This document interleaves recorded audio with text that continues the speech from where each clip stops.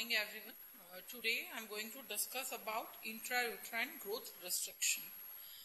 As you all know, IUGR remain a challenging problem for both the obstetrician as well as pediatrician. The ability to diagnose the disorder and understand its pathology still outpaces the ability to prevent its complications. It is the second leading cause of perinatal morbidity and mortality. The incidence is estimated to be approximately 5% of the general obstetric population. Now let us see what is this IUGR. Initially, the term IUGR was used or coined as intrauterine growth retardation. But now a more current term is converted into intrauterine growth restriction. That means a fetus is unable to grow to its genetically determined potential size to a degree that may affect the health of the fetus. So that means a fetus is failed to achieve its genetic growth potential and it is at risk of increased perinatal morbidity as well as mortality. It will present as a small for gestational age. Now let us see further that whether the small for gestational age is constitutionally small or pathologically small. Pathological small means intrauterine growth restriction. So it can be diagnosed as either the expected fetal weight less than 10 percentile for the gestational age or it is 2 standard deviation below the mean for gestational age. Usually, if we consider less than 10 percentile, the incidence is 3 to 10%. 70% of these are constitutionally small. As I said, there are various factors affecting the growth and these normal physiological factors will lead to constitutionally small baby. Out of them, only 30% are actually growth restricted features. And when we take less than 2 FD from mean, it will detect 3% which are more of an actually IUGR babies. Now, the graph is showing the birth weight percentile in contrast to perinatal morbidity and mortality. And we can see as the birth weight percentile decreasing, the chances of mortality and morbidity are increasing. Now, what are the complications? In perinatal period, there are problems during delivery like birth asphyxia, fetal demise, meconium aspiration, and in neonatal life, hypoglycemia, hypothermia, sepsis, as well as necrotizing enterocolitis. It will not only affect only neonatal or perinatal period, but it has a long-term consequence also, which are intellectual development can be impaired to more or less extent, and it so continuing the complications in adulthood also, like long-term studies have revealed that these children are more apt to develop hypertension, hypercholesterolemia, AMI, obesity and abnormal GGT, which can be very well understood by Barker's hypothesis, which is showing the theory of fetal origin of adult disease. Actually, the poor in vitro environment lead to maladaptive changes in the fetus which remain persist during infancy, childhood and adulthood, and then it will manifest with different disease. Now, coming on to how a fetus develops. So, if we quickly see that what happened in first 16 weeks, so it is a usually period of a cellular hyperplasia. The growth is 5 grams per day. Here the number of the cells are getting increased. Between 16 to 32 weeks, there is hyperplasia as well as hypertrophy. And here the growth is increased by 15 to 20 grams per day. And in the later third trimester, or I can say after 32 weeks, there is predominantly hypertrophy. The cell formation has done. So here only the cell enlargement going to occur and there is a highest growth, that is 35 grams per day. Now IUGR can be classified either intrinsic or symmetric IUGR or asymmetric or extrinsic IUGR. Let us see what is it. Symmetric IUGR means the insult or any pathology which has occurred quite in early pregnancy, that is between up to 20 weeks. Here all the parameters including head circumference, femur length, abdominal circumference, everything are less than 10 percentile. That means all biometric parameters are lagging symmetrically. And here the ponderal index will be normal. So here in the graph, we can see that though it is below the normal average, but it is constitutionally, or I can say parallelly, it is all the things, that is BPD, HC, AC and FL, they all are symmetrically lagging behind the normal growth. Causes of symmetrical IUGR can be intrauterine infections, mostly chromosomal disorder, congenital malformation, or a constitutionally small baby. Prognosis depends on underlying pathology and severity of the IUGR. Coming on to what is asymmetrical IUGR, here the insult is in the later veins and the main thing is uteroplacental insufficiency. What happened here, there is redistribution of fetal cardiac output with increased blood flow to the brain and heart. There is normal head circumference and FL, but significantly reduced parameter is abdominal circumference. Here we can see that there is marked decrease in the abdominal circumference with increasing gestational age. That means this baby is developing asymmetrical IUGR. Here the ponderal index is low and usually associated with maternal disease like chronic hypertension, renal disease or any vasculopathy which will affect the uteroplacental circulation.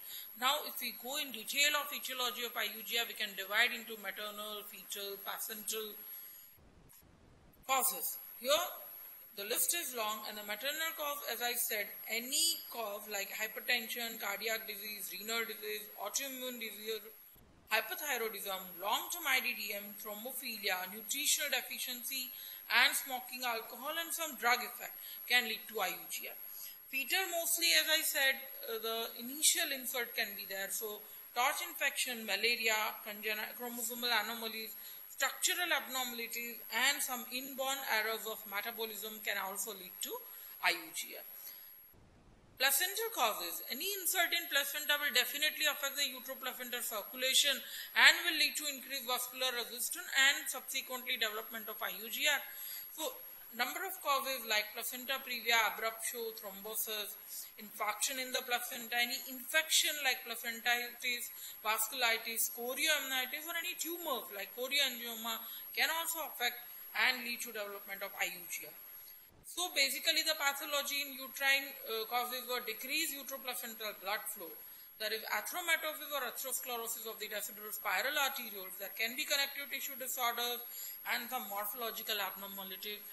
So the various etiology can lead to IUGR. Now how to identify the baby which is small for gestational age?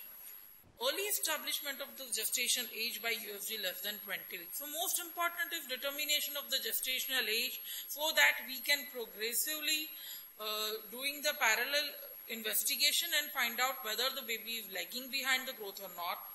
Attention to maternal weight gain, careful measurement of the uterine fundal height throughout the pregnancy and serial USG in women with the risk of growth restriction. Of course, definitive diagnosis can be made after delivery only. Now here most important thing to be considered during diagnosis are, most measurement required an accurate estimation of the gestation as a prerequisite. That means determination of gestational age is must. Most tests attempt to diagnose small for gestational fetus. That is all are what I can say that biometric investigations, because they will see the exact parameters. So they will lead to diagnose small for gestational age fetuses rather than growth restricted fetuses. Most studies use a one-off measurement, that is size, to predict the small for gestational age. While there is evidence, there is a trend, that means a growth that is of a more value rather than a single cutoff value and predicting poor fetal outcome. No attention is made for important prognostic factors like small for gestational age, such as for small for gestational age like maternal height, weight, ethnicity, parity and fetal gender. As we all know that the normal values for these each will definitely change and all parameters will affect the normal curve, or we can say a growth curve for any children. An individual test alone may not be predictive of small for gestational age or fetal growth restriction. A composite of abnormal results such as an ultrasonically small fetus with reduced Likert or abnormal uterine artery Doppler may indicate pathology. So we need to consider all things, and there should be a composite of tests which can lead to certain diagnosis, and we can say that this is an IUGR baby. So what is important is the distinction needs to be made between biometric tests, which actually measures the size, and biophysical tests, which actually assess the fetal well-being. The diagnosis of small for gestational age would rely on biometric tests, with abnormal biophysical tests are more indicative of both restriction rather than small for gestational age baby. Let's quickly review the certain guideline which have been published by RCOG in 2002. That abdominal palpation is a grade C recommendation that it has a limited diagnostic accuracy to predict a small for gestational age fetus. Fundal height for screening of small for gestational age. As we all know, after 16 to 20 weeks, the gestational age corresponds to the fundal height measurement in centimeter. And suppose if the corresponding gestational age is not corresponding to the fundal height, or I can say fundal height is not corresponding to the weeks, and it is lagging behind by 3 to 4 weeks, that means there is growth abnormality. Usually the detection is, the sensitivity is 41 to 86%. Fundal height is getting grade B recommendation, that is symphysis-fundal height measurement has limited diagnostic accuracy to predict a small for gestational age. A larger study have shown that sensitivity is 27% and specificity is 88%. But what is important is serial measurements. The serial measurement of the symphysis-fundal height amongst gestational age, which can also call gravidogram, will definitely improve sensitivity and specificity. A customized fundal height chart improve accuracy to predict a small for gestational age fetus, and this customization can be made with keeping to the mind maternal height, weight, parity, ethnic group. And this use of these charts is definitely useful to improve the sensitivity of a fundal height in determination of the small for gestational age. Coming on to ultrasound biometry, the abdominal circumference and estimated fetal weight to diagnose small for gestational age, these two are most accurate diagnostic measurements to predict the small for gestational age. In high-risk women, AC at less than 10 centile has sensitivity of 72 to 94% and specificity of 50 to 83% in prediction of fetal birth weight at less than 10th centile. Here again, if you made customized ultrasound chart, keeping in mind the various confounding factors, it definitely increased the sensitivity in identifying small for gestational age fetus. In addition to the size, what is more important is the growth velocity. As we already discussed, serial measurement of the growth will definitely have improved sensitivity in determination of these babies.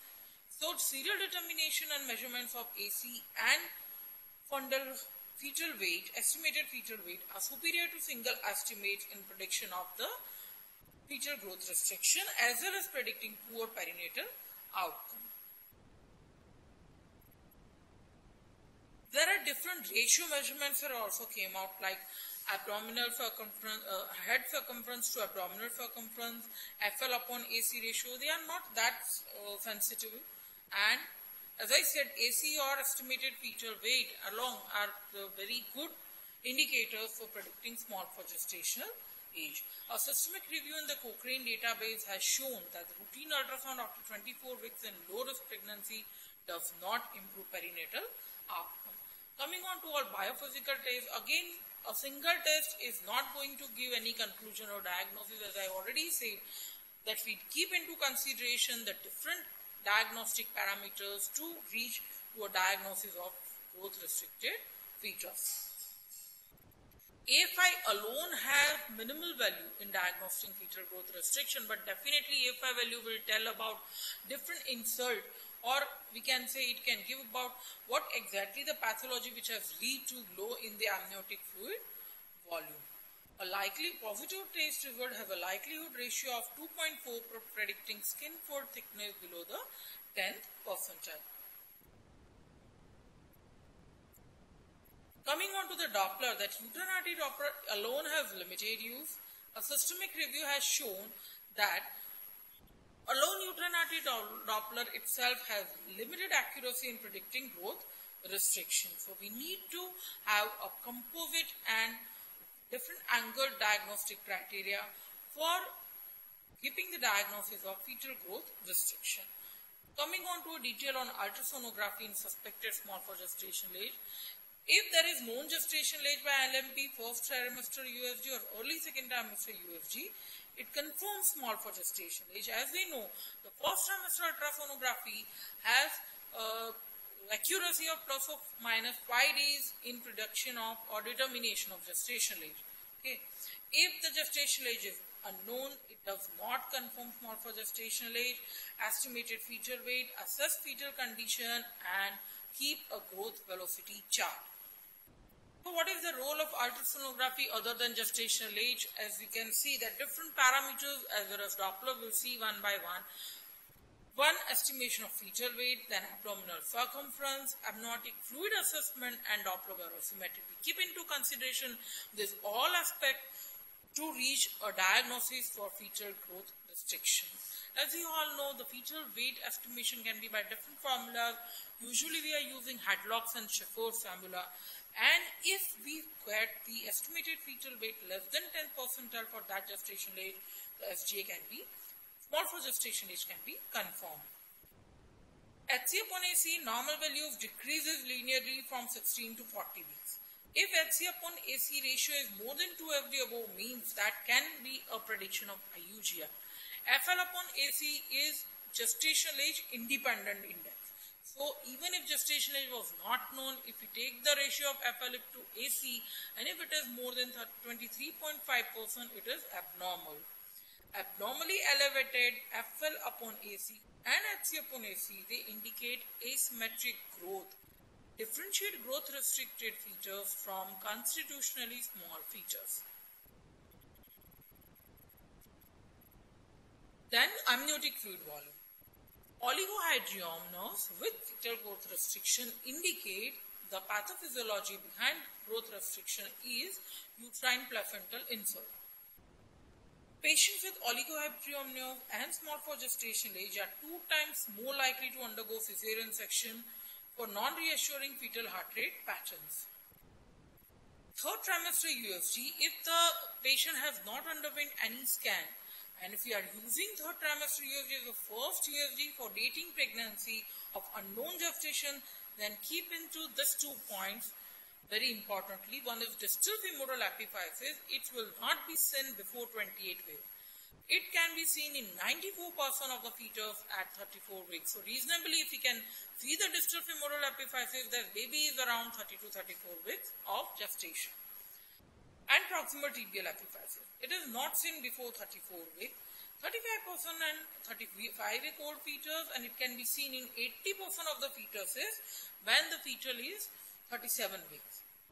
So these can be used for the dating or determination of the gestational age. There are many additional markers like transverse cerebellar diameter, foot length, placental grading, small intestinal peristalsis, colonic echogenicity, and presence or absence of colonic haustra, which can add into the rough estimation of gestational age. Coming on to Doppler study. Abnormal Doppler study is indicative of growth restriction because of abnormal blood supply, and that is because of the uterine placental insult. And normal Doppler can be there, then it can suggest that there is a IUGR, but it is not due to uteroplacental insult, or it can be a constitutionally small fetus. As you all know, most common etiology behind IUGR what we are getting is uteroplacental insult. So let's see in detail about the Doppler. So if we suspect a baby having small for gestational age, or a patient comes to us with 32-week pregnancy having suspected IUGR, suspected small for gestational age. So how to proceed?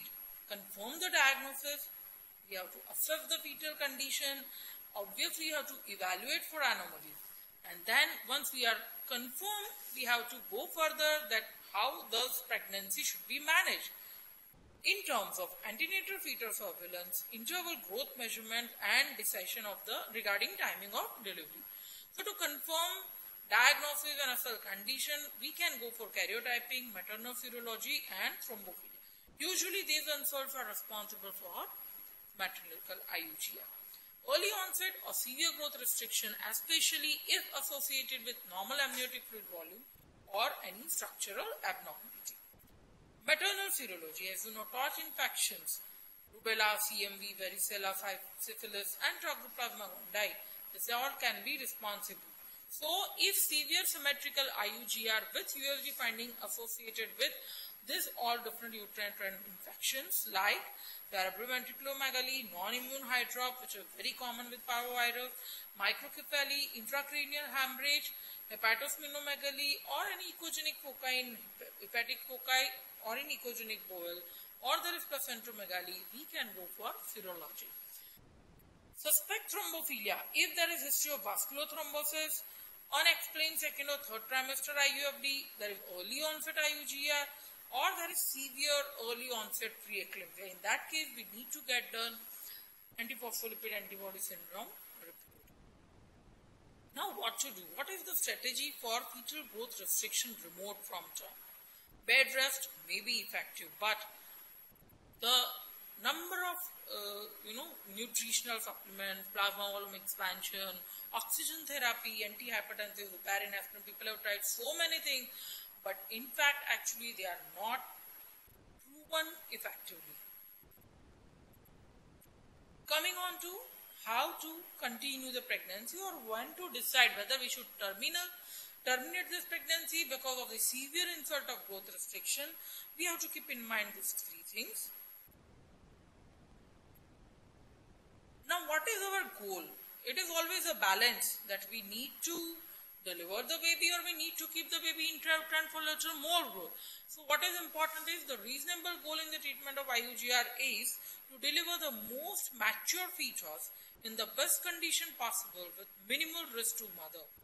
Such a goal requires the use of antenatal testing in hope of identifying the fetus with IUGR before it becomes acidotic. Now, what is the fetal response to uteroplacental insufficiency? Initially, there is adaptive response, which is early uteroplacental insufficiency, and later on, when the adaptation is not enough to make the fetal physiology normal, there will be late consequences in the baby fetal circulations. What happens initially, whenever there is restriction of the blood supply or there is vasoconstriction, there is redistribution of the blood flow during fetal hypoxemia, and the fetus will get the blood supply to only vital organs like heart and brain and adrenals. So, in early response, there is redistribution of the blood flow, as I said, to brain and heart, reduced umbilical venous flow, which will lead to reduced fetal blood volume, and there is reduced fetal renal perfusion, which will eventually lead to reduce in the amniotic fluid index. There is diversion of nutrition-rich umbilical vein blood through the ductus venosus away from liver to the heart, through the foramen oval to the left atrium, and going to the coronary and cerebral circulation. So, output of left ventricle will be definitely more than that of right ventricle. And we can see that is because of the redistribution of the flow, there is the resistance in the middle cerebral artery will be decreased. Eventually, when there is further increase in placental resistance, there is reduce in the cardiac output due to rising afterload, which will lead to rave in the CVP and reduce forward venous flow. It can also lead to global myocardial dysfunction and dilatation, which will lead to hollow systolic tricuspid insufficiency and fetal acidosis, which we can detect with the estimation of the pH. And when this, even if not detected, it can be manifested as spontaneous fetal heart rate deceleration on our labor admission test or a non-stress test. Long-term role of fetal surveillance testing. Neurodevelopmental outcome at 2 years in growth-restricted fetus was not reduced by antenatal fetal surveillance test, was best predicted by birth weight and gestational age only. So, how we have to see or how we have to understand that how this early and late response we can pick up on the Doppler. So, to understand these, we have to understand, we have to assess the fetal arterial system and fetal venous system.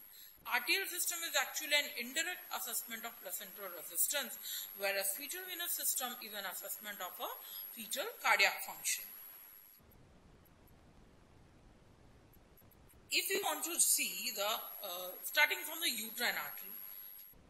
In uterine artery, usually, because of the trophoblastic invasion of the secondary wave, the diastolic notch will disappear by 20 to 24 weeks. But if there is persistence of diastolic notch beyond 24 weeks, there can be a possibility that the baby will develop IUGR or later on gestational hypertension. Fetal arterial Doppler, which we are going to measure, are umbilical and middle cerebral artery. The insult, as we can see initially, there is reduced in the diastole flow. Further and further compromise in the blood circulation, there will be absent end-diastolic volume, and then there will be reversal of the end-diastolic flow. FD ratio will raise along with the increase in the RI, that is resistant index, as well as pulsatility index. In middle cerebral artery, in early stage, there is redistribution of the blood flow. That means the blood flow to the brain will increase. So here the resistance index will be decreased. There will be lower FD ratio, which is we commonly referred as brain sparing effect. So fetus with elevated umbilical FD ratio, that is more than 3, and reduced MCFD ratio, that means this fetus is redistribution of blood circulation is occur with, there is a brain sparing effect, and this baby actually just now is not acidotic, but the baby is at risk of developing hypoxemia, and we need to have a close vigilance over this type of Doppler result. This is what we can say an early adaptation. Here we can see the color Doppler examination of the middle cerebral artery, and here we can definitely mark that the blood flow in the diastole has been increased, which is exactly opposite to that of umbilical artery. Coming on to fetal venous Doppler, umbilical and portal waveforms have to be studied. There should be steady and no pulsation. Central venous and precordial veins like ductus venosus, hepatic vein, and IVC usually having triphasic waveform. S is systolic peak, D is diastolic peak, and A wave is because of it is a trough due to right atrial contraction in the late diastole. So these normal waveforms, which we can normally find in fetus, when there is advanced insufficiency, there are changes in the source. Atrial contraction generates reverse flow along the venous system into the IVC, ductus venosus, and even into the umbilical vein, which will lead to tricuspid insufficiency, and that will lead to the fetal metabolic acidemia. The fetal pH become acidic, and it will be manifested as ominous spontaneous fetal heart rate deceleration. Here we can see there is high pulsatility index. Here there is decrease in the diastolic flow, and here we can see there is reversal of the end-diastolic flow. That means there is no blood is pushing forward in the diastole. Here again a blood Doppler of the ductus venosus is showing a normal curve in the upper diagram, whereas here we can see that very low velocity during atrial contractions. So this is what we have discussed, that how eventually a fetal growth restriction will lead to worsening pathology and lead to the fetal death if we do not intervene in a proper time. Then when to intervene? Before this, we just see what are the staging of fetal health deterioration in early onset IUGR with absence of end-diastolic flow in umbilical artery. Stage 1, yes, there is end-diastolic flow is reduced in umbilical artery, but the biophysical score is normal, MCA normal, ductus venosus normal, and NST normal. The next stage would be redistribution. Rest parameters are normal, but there is redistribution of blood flow in middle cerebral artery. Then in the third stage, along with redistribution, there is reduced A wave in the ductus venosus. And the last stage would be that, yes, there is a manifestation in biophysical profile in terms of the score is just 2 to 4 out of 8. There is loss of redistribution. There is absent or reversal of the A wave, and which is manifested in NST as a spontaneous fetal heart rate deceleration. So, if there is normal anatomy, normal amniotic fluid, and normal Doppler, we can definitely follow up the pregnancy fortnightly with fortnight UFG for growth and Doppler. If there is abnormal umbilical artery Doppler, then go to see the middle cerebral artery. If in middle cerebral artery there is brain sparing, that means we have to do the umbilical, middle cerebral and ductal venosus Doppler weekly, and of course NST and AFI twice weekly or every alternate day. If there is absent or reversal of end-diastolic flow in umbilical artery, deliver if near term, steroid with daily NST and biophysical profile, and MC and ductal venosus Doppler every day. So, to determine the timing, deliver if term, obviously if the baby has crossed 37, pregnancy has crossed 37 weeks, we have to deliver. Oligohydramnios more than 30 weeks, means if it has reached 34 weeks, we have to deliver. If it is more than 34 weeks, but we are not sure of that, we can amniocentesis and definitely we can determine whether the lungs are mature or not. If there is non-reassuring fetal heart rate status with biophysical profile less than 4 and there is absent or reversal of end-diastolic flow in the umbilical artery, these are the stages we cannot wait and we have to deliver. If there is absent or reversal, we have to admit, we have to do close vigilance to give steroid for lung maturity and deliver if the other surveillance tests, that is BPP and venous levels, are abnormal. And even everything is normal in gestational age more than 34 weeks with absent or reversal of end-diastolic volume in umbilical artery, we have to deliver the baby. If gestational age is not crossed 34 weeks, that is less than 34 weeks, and there is absent or reversal of flow with normal surveillance, we can continue CTG, BPP and or venous Doppler, deliver at term, or if we cannot continue, then we have to intervene if the CTG become pathological, biophysical profile become abnormal, and reversal of ductal velocities in ductal venosus during atrial contraction, or there is umbilical vein pulsation. These all things are showing that fetal is in the acidemia, and there is no point in continuing pregnancy these type of fetals in utero, because it is not going to help them, but eventually the fetus will become IUFT. Under these circumstances, any of those things, then we have to undergo, immediate delivery by cesarean section. Route of the delivery in cases of IUG are always individualized. If there is pre-labor acidemia, there is spontaneous late fetal deceleration and very poor bishops, so better to go for a cesarean section. May consider cervical ripening and induction if fetal condition permits. But here again, because of oligohydramnios and already compromised fetus, chances of spontaneous late deceleration during labor were more. Oligohydramnios lead to more likelihood of intranatal cord compression, so there is very high risk and we have to do a continuous intrapartum monitoring, either an intermittent auscultation or continuous electronic fetal monitoring, but with very vigilantly. In an active stage every 15 minutes and in second stage evaluate every 5 minutes. There are increased cesarean section chances, even we have induced the labor or allowed the normal vaginal delivery because of fetal distress. In labor, usually give left lateral position, oxygen, increased chances of birth asphyxia as well as meconium aspiration. For skilled pediatrician should be present by the side baby and deliver. Now, how to prevent growth restriction? Preconceptionally, optimization of maternal medical conditions, medications and nutrition. During pregnancy, correction of nutrition deficiency, anti-malarial in endemic zone. There are doubtful efficacies for growth restriction prevention, that is treatment of mild to moderate hypertension during pregnancy. Low dose aspirin in women at risk for growth restriction will reduce the risk of growth restriction by 10% only. So to summarize, I can say fetal growth abnormalities generally result from either intrinsic, that is fetal, placental, maternal factors or exogenous like toxin or infections. Fetal growth restriction is diagnosed by sonographic examination of the fetus with the composite factors to be kept in mind. Early determination of gestational age is of very, very, very important. Measuring the AC, that is abdominal circumference, by ultrasonography is the most useful single parameter for detecting poor fetal growth. Serial ultrasonographic measurements maintaining growth curves and growth charts are usually preferred over single measurement. So before documenting any fetus to be a growth restricted, we should have at least a velocity of growth curve, at least 3-4 different measurements.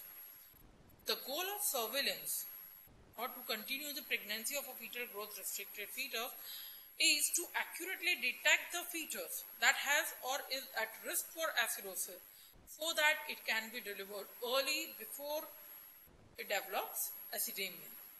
All women with evidence of fetal growth restriction should be offered surveillance with an umbilical artery Doppler and biometry as a minimum. Corticosteroids should be offered to all women who may need delivery between 24 to 36 weeks.